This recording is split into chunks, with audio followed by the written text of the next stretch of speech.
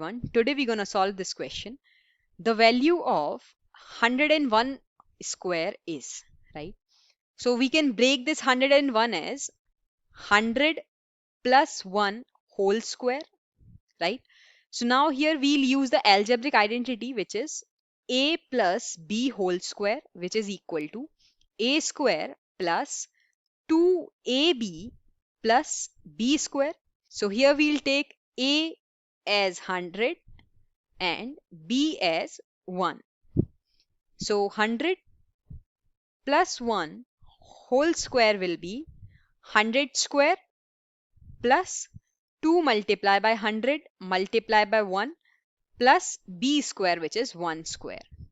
100 square is 10,000 plus 200 plus 1.